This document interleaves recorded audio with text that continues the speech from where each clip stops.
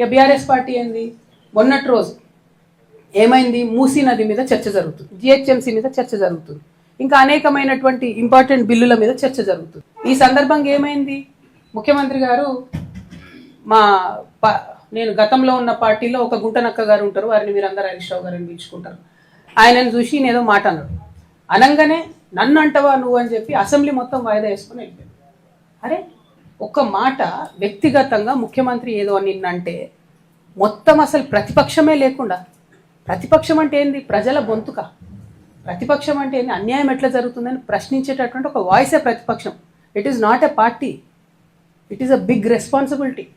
దాన్ని వదిలేసి మొత్తం సభ 5 రోజులు ఎట్లా మీరు బాయ్కాట్ చేసిపోతారు? ఏంది, కేవలం హరీష్ రావు గారిని ఒక మాట అన్నందుకు బాయ్కాట్ చేసిపోతారా?